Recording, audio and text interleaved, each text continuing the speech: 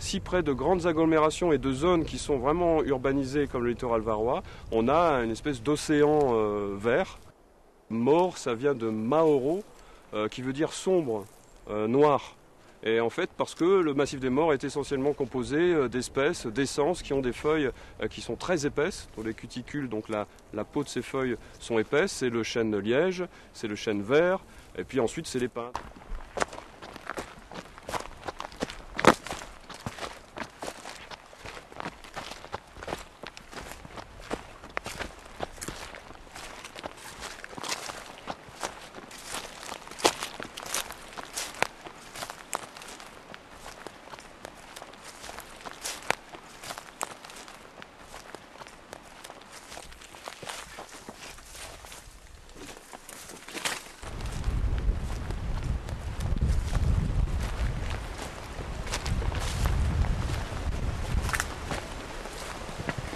Donc je vous présente rapidement le massif des Maures. Le massif des Maures, c'est 100 000 hectares au niveau surface.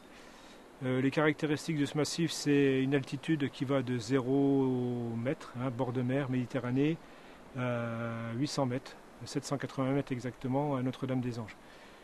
Une autre caractéristique de ce relief, c'est qu'on a plusieurs lignes de crête qui sont parallèles au bord de mer, ce qui fait qu'on a des versants sud et des versants nord, et que bien sûr la végétation est complètement différente suivant le versant où on se trouve. Donc voilà les trois essences principales du massif des Maures, le châtaignier, le pin maritime et le chêne liège. La réserve biologique intégrale qui fait 2500 hectares a été retenue dans le massif des Maures. L'impact de 2500 hectares sur les 100 000 complets du massif n'est pas très important. La chasse au sanglier va continuer à perdurer parce qu'on a besoin de réguler les peuplements de sangliers. Il y a énormément de sangliers, donc ce serait une hérésie de laisser les peuplements de sangliers se développer encore plus. Comme gros gibier, c'est les seuls qui vont être chassés. Ne seront plus chassés par contre le chevreuil et le petit gibier. Sinon, toute l'activité humaine qu'il y avait, qui existe depuis des siècles et des siècles, pour celle qui est restée, elle va continuer.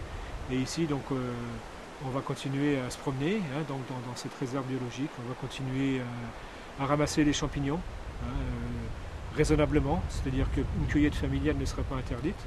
Par contre, effectivement, on n'ouvrira peut-être plus de pistes supplémentaires, on n'ouvrira peut-être plus de sentiers.